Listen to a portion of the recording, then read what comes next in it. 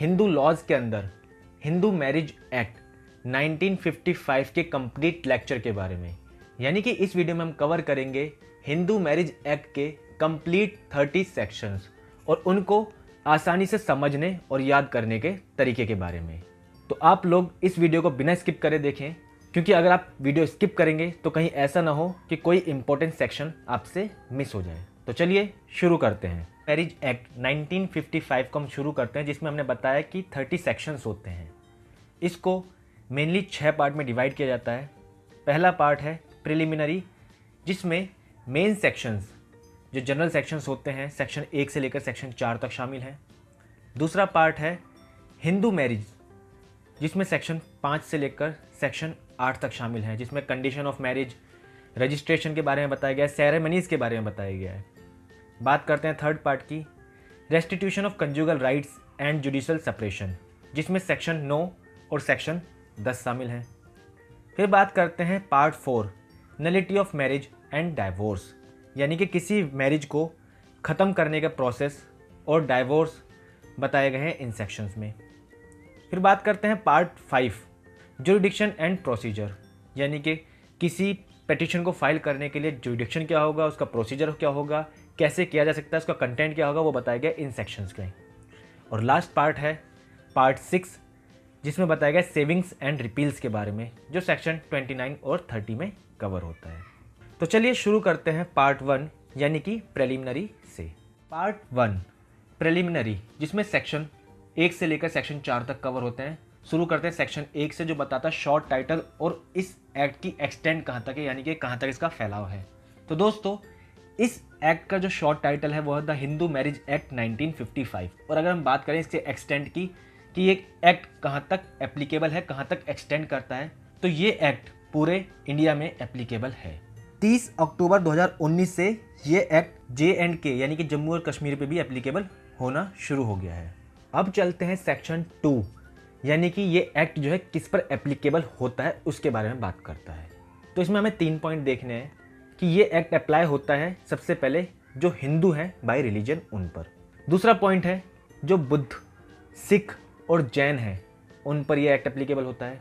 और third point है जो मुस्लिम, क्रिश्चियन और पारसी नहीं हैं उन पर यह एक्ट एप्लीकेबल होता है। दोस्तों, हिंदू लॉज किन लोगों पर अप्लाई होता है और किन पर अप्लाई नहीं होता है उसको और डिटेल से जानने के लिए हमने पहले से वीडियो बना रखी है। आप चाहें तो उस वीडियो को देखने के लिए यहाँ पे क्लिक कर सकते हैं, यहाँ से आपको उस वीडियो का लिंक मिल जाएगा। अब चलते हैं अगले सेक्शन की तरफ, यानी कि सेक्शन 3 की तरफ, जो बात करता है डेफिनेशंस के बारे में। हमने यहाँ पर कुछ वर्ड्स दिखा रखे हैं, तो इस सेक्शन में इन वर्ड्स की डेफिनेशन के बारे में बताया गया कि इन वर्ड्स को क्या क्या कहते हैं। तो आप लोग चाहें तो इस डेफिनेशन सेक्शन पर हम अलग से वीडियो बना सकते हैं। इसके लिए आप हमें कमेंट में करके ज़रूर बताएं कि आप इस सेक्शन पर अलग से वीडियो चाहते हैं या नहीं। चलते हैं अगले सेक्शन की तरफ, यानी कि सेक्शन 4 की तरफ, जो बताता है ओवरराइडिंग इफेक्ट ऑफ एक्ट, यानी कि इस एक्ट का ओवरराइडिंग इफेक्ट क्या होगा बाकी अदर एक्ट्स के ऊपर। तो दोस्तों, इसमें बताया गया हमें 2 पॉइंट देखने हैं कि अगर इस एक्ट से पहले जितने भी कस्टम और यूजेस थे हिंदू लॉ से रिलेटेड, वो अपना इफेक्ट जो है, उनका इफेक्ट जो है वो सीज हो जाएगा, वो खत्म हो जाएगा। और दूसरा पॉइंट में बताया गया है कि उसका अगर कोई इफेक्ट जो इस लॉ के प्रोविजन को वॉयलेट करता है, जितना इफेक्ट उस लॉ का इस लॉ के साथ इनकंसिस्टेंट है, उतना ही वो लॉ सीज हो जाएगा। यानी कि अगर किसी अदर लॉ के कुछ सेक्शन इस लॉ के साथ में इनकंसिस्टेंसी रखते हैं, तो उतने ही सेक्शंस जो है वो सीज कर दिए जाएंगे, ख़त्म कर दिए जाएंगे। अब चलते हैं हम अगले पार्ट की तरफ, यानी कि हिंदू मैरिजेस की तरफ, जो सेक्शन 5 से सेक्शन 8 के बीच में कवर होते हैं। दोस्तों, इंपॉर्टेंट सेक्शंस हैं। सेक्शन 5 की अगर हम बात करें तो बताता है conditions for a Hindu marriage, यानी कि हिंदू मैरिज को फोर्स में लाने के लिए या ये कहें वैलिड करने के लिए कौन सी कंडीशंस हैं जो फुलफिल होनी चाहिए। अगर ये 5 कंडीशन फुलफिल नहीं होंगी तो हिंदू मैरिज जो है वो वैलिड नहीं मानी जाएगी। तो इसमें 5 कंडीशन बताई गई हैं बेसिकली। पहली कंडीशन है कि दोनों ही पार्टी जो हस्बैंड और वाइफ हैं मोनोगमी होनी चाहिए, पहले से शादीशुदा नहीं होने चाहिए। अगर वो पहले से शादीशुदा हैं तो उनका डाइवोर्स होना चाहिए, यानी कि शादी के टाइम वो शादीशुदा पहले से नहीं होने चाहिए। अगर ऐसा होता है तो ये वाली शादी उनकी वैलिड शादी नहीं मानी जाएगी।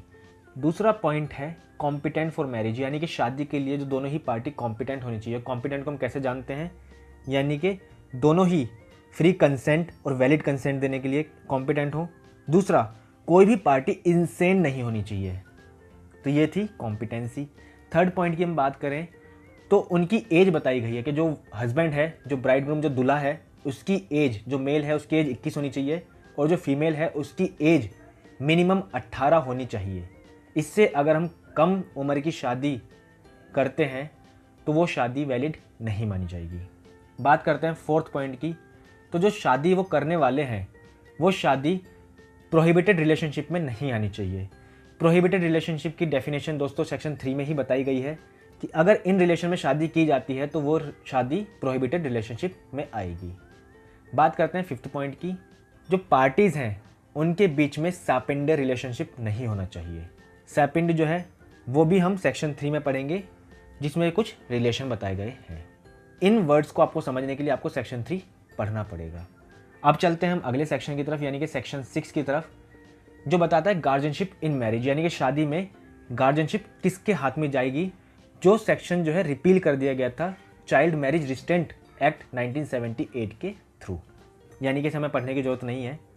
चलते हैं अगले सेक्शन की तरफ, section 7, ceremonies for a Hindu marriage, यानी कि हिंदू मैरिज को वैलिड करने के लिए क्या क्या सेरेमनीज हैं, कुछ समारोह होते हैं, उनके बारे में बताया गया है इस सेक्शन के अंदर।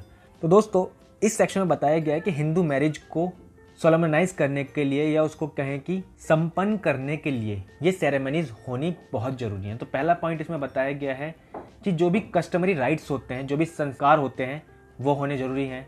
दूसरा इसमें पॉइंट बताया गया है सप्तपदी, यानी कि 7 फेरों के बारे में बताया गया इस पॉइंट के अंदर, यानी कि जब तक हिंदू मैरिज पूरी नहीं मानी जाएगी, जब तक दूल्हा और दुल्हन 7 फेरे, पवित्र अग्नि है उसके अगर हम 7 फेरे नहीं ले लेंगे तब तक हिंदू विवाह, हिंदू मैरिज जो है वो वैलिड नहीं माना जाएगा, संपन्न नहीं माना जाएगा। चलते हैं अगले सेक्शन की तरफ, यानी कि सेक्शन 8 की तरफ। तो दोस्तों इसमें बताया गया रजिस्ट्रेशन ऑफ हिंदू मैरिज, यानी कि हिंदू मैरिज को रजिस्ट्रेशन कराने का क्या प्रोसेसर, क्या होना चाहिए, क्या नहीं होना चाहिए। तो इसके अंदर जो मेन पॉइंट बताया गया है कि स्टेट गवर्नमेंट चाहे तो कोई भी रूल बना सकती है हिंदू मैरिज को रजिस्ट्रेशन करने के लिए। इसी सेक्शन के साथ हमारे 2 पार्ट क्लियर हो गए हैं। चलते हैं थर्ड पार्ट की तरफ, यानी कि restitution of conjugal rights and judicial separation, section 9 और सेक्शन 10 के बारे में। सेक्शन 9 की अगर हम बात करें, सेक्शन 9 बताता है रेस्टिट्यूशन ऑफ कंजुगल राइट। दोस्तों बहुत इंपॉर्टेंट सेक्शन है, ज़्यादातर कोर्ट में जो लगाया जाता है सेक्शन 9, 10 और 13 लगाए जाते हैं। तो 9 को समझ लेते हैं। 9 क्या कहता है, जब पति और पत्नी दोनों में से कोई एक अपने आप को सोसाइटी से विड्रॉ कर लेता है, विड्रॉ इन द सेंस वो पति का, और पति है तो पत्नी का मतलब अपना घर छोड़ के चला जाता है, या फिर वो फिजिकली रिलेशन में नहीं रहते हैं, कहते हैं कि अपने आप को सोसाइटी से विड्रॉ कर लेता है, तब जो व्यक्ति घर छोड़ के गया है उसके अलावा अगर पत्नी गई है तो पति और पति गया है तो पत्नी कोर्ट में पिटीशन लगाते हैं सेक्शन 9 की कि इस व्यक्ति को घर पर वापस भेजा जाए। यानी कि सेक्शन 9 को अगर हम सीधे तौर पर समझें तो अपने पति या पत्नी को जो घर छोड़ के चला गया है उसको वापस बुलाने का लीगल तरीका है। आई होप कि आपको सेक्शन 9 समझ में आ गया होगा। चलते हैं सेक्शन 10 की तरफ, जुडिशल सेपरेशन।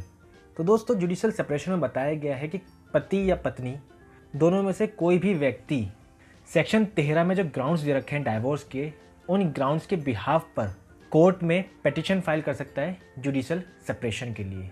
ये आम तौर पर डाइवोर्स से अलग होता है, पर लीगली आप दोनों अब साथ में नहीं रह सकते, और साथ में ना रहने का मतलब है कि आप फिजिकली रिलेशन नहीं बना सकते हैं।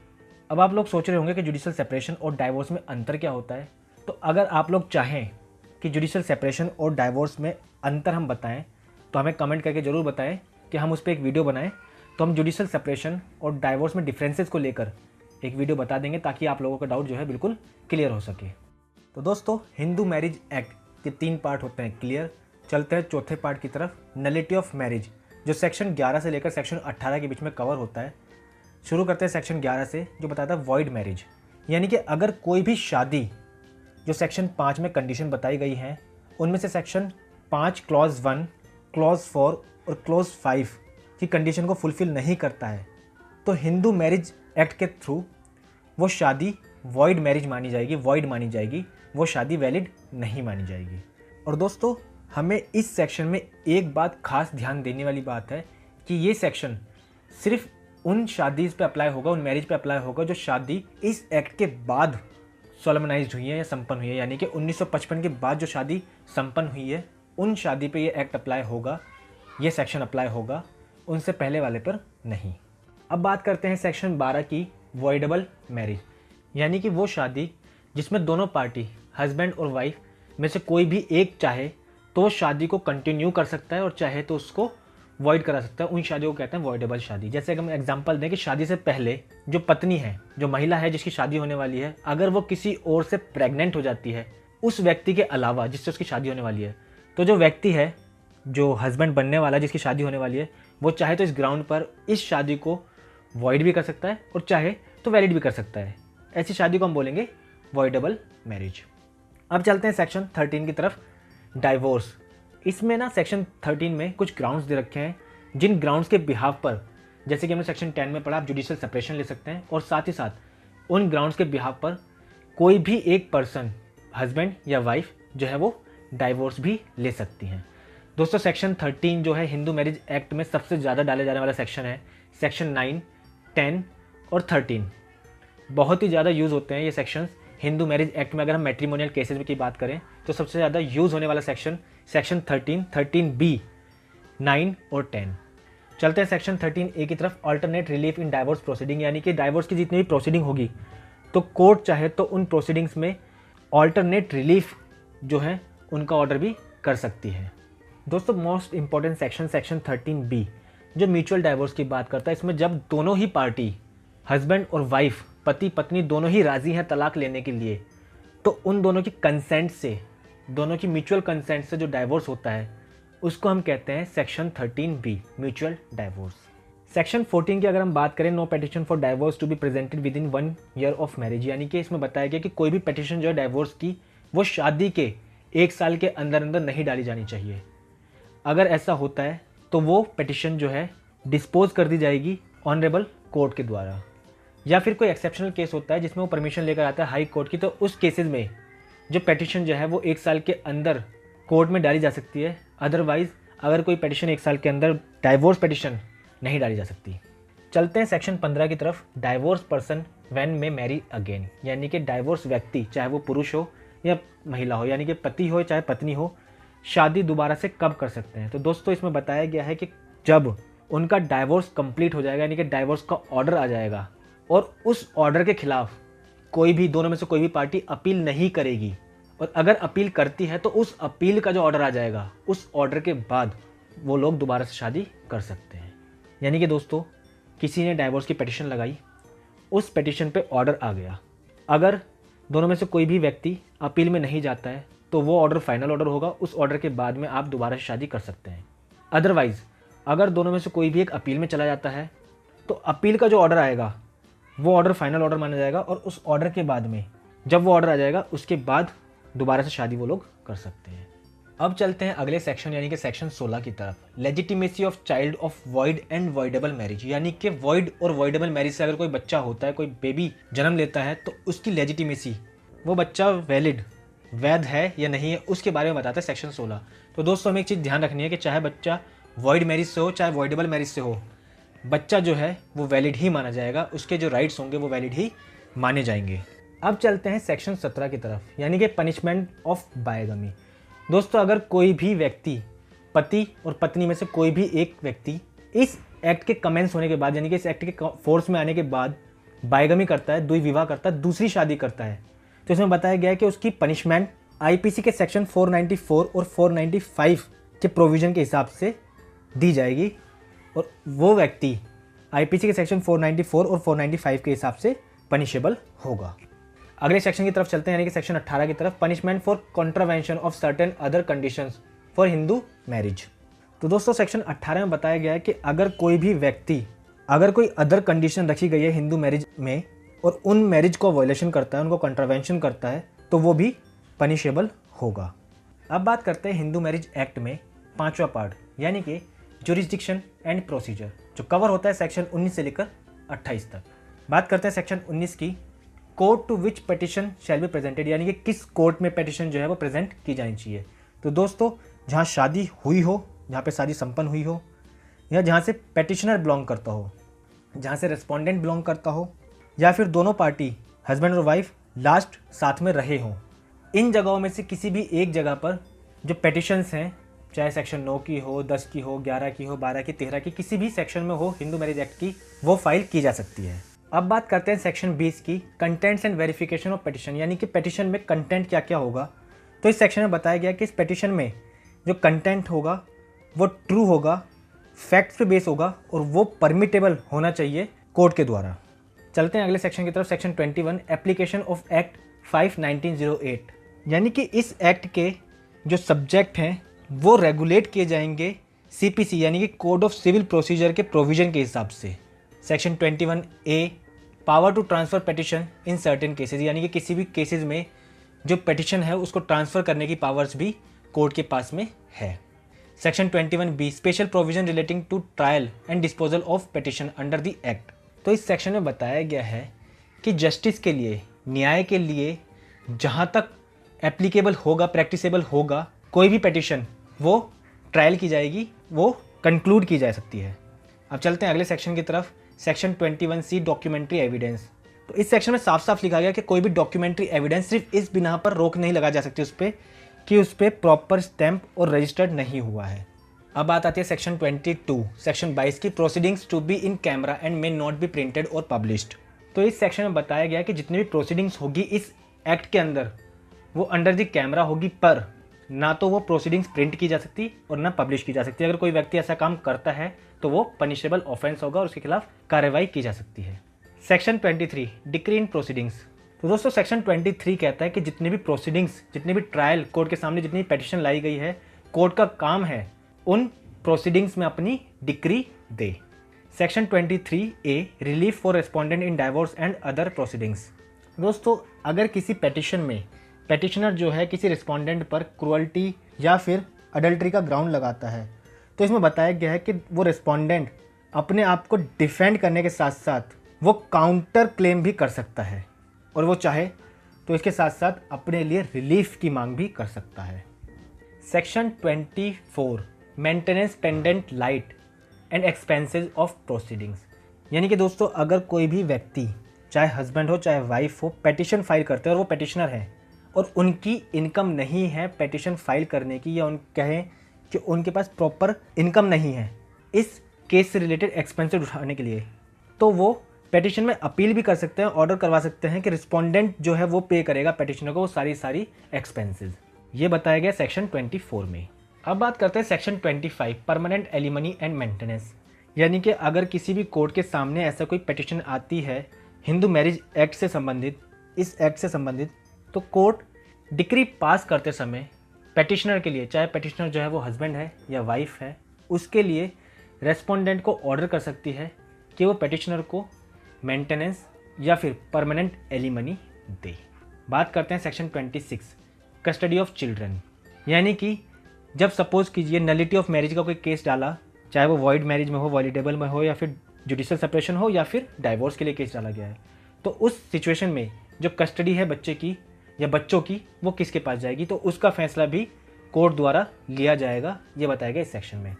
सेक्शन 27, डिस्पोजल ऑफ प्रॉपर्टी, जहाँ पे बात आती है कि कोई जॉइंट प्रॉपर्टी रखी है हस्बैंड और वाइफ ने, या फिर कोई प्रॉपर्टी है जो जॉइंट है हस्बैंड और वाइफ दोनों के नाम से, और जब डाइवोर्स हो रहा है दोनों में, तो उस प्रॉपर्टी का डिस्पोजल भी ऑनरेबल कोर्ट के द्वारा किया जाएगा, ये बताया गया इस सेक्शन में। Section 28, appeals from decree and orders, यानी कि दोस्तों जब ऑर्डर आता है, जब डिक्री आती है, चाहे वो पेटिशनर के फेवर में आए चाहे रिस्पोंडेंट के फेवर में आए, तो उस ऑर्डर और डिक्री के अगेंस्ट दोनों में से कोई भी पेटिशनर या रिस्पोंडेंट जिसके अगेंस्ट में डिक्री आई है वो अपील कर सकते हैं, ये बताया गया इस सेक्शन में। 5 पार्ट हमारे कंप्लीट हो गए। चलते हैं छठे पार्ट की तरफ जो बताता है सेविंग्स एंड रिपील, सेक्शन 29 और 30। तो हिंदू मैरिज को बचाने के लिए, यानी कि सिर्फ कुछ बिना पर मैरिज नल एंड वॉइड ना कर दी जाए, उसको बचाने के लिए कुछ प्रोविजन रखे गए हैं, वो है इस सेक्शन के अंदर। सेक्शन 30 जो है दोस्तों रिपील हो चुका है, जिसे हम पढ़ने के लिए अब बचा नहीं है इसमें कुछ भी, तो इसे हम नहीं पढ़ेंगे। ये तो थे हमारे हिंदू मैरिज एक्ट के 30 सेक्शंस जो हमने इस वीडियो में कवर करे। अब एक बार हम फटाफट से इस एक्ट के जो इंपॉर्टेंट सेक्शंस हैं उनकी हम क्विक रिवीजन कर लेते हैं। सबसे पहले बात करते हैं section 1, short title and extent, यानी कि short title Hindu marriage act 1955, extent कहाँ तक है, whole of India. Section 2, application of act यानी कि एक्ट किन पे अप्लाई होता है, तो जो भी हिंदू हैं उन पर। सेक्शन 3 में आ जाती है डेफिनेशंस, जो कुछ वर्ड्स दे रखे हैं उनकी डेफिनेशंस हैं। उसके बाद बात करते हैं section 5 condition for a Hindu marriage, जिसमें हमने 5 कंडीशन की बात करी। उसमें हमने बताया कि उनकी एज जो है वो 21 होनी चाहिए लड़की की होनी चाहिए 18, पति या पत्नी दोनों में से कोई भी पहले से शादीशुदा नहीं होना चाहिए, कॉम्पिटेंट होने चाहिए, प्रोहिबिशन रिलेशनशिप में नहीं होने चाहिए और सैपिंडा नहीं होने चाहिए।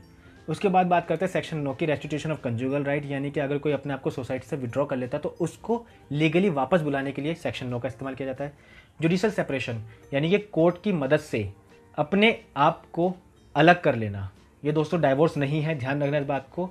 सेक्शन 10 जो है वो डाइवोर्स नहीं है, वो डाइवोर्स से बिल्कुल ही अलग है। इसमें आप भले ही एक दूसरे से अलग हो जाएं पर फिर भी आप हस्बैंड एंड वाइफ रहेंगे। बात करते हैं section 11 void marriage, section 12 voidable marriage, section 13 divorce सबसे इंपॉर्टेंट सेक्शन है, जिसमें कुछ अलग अलग ग्राउंड्स दे रखे हैं जिन ग्राउंड्स पे हस्बैंड वाइफ जो है डाइवोर्स ले सकते हैं।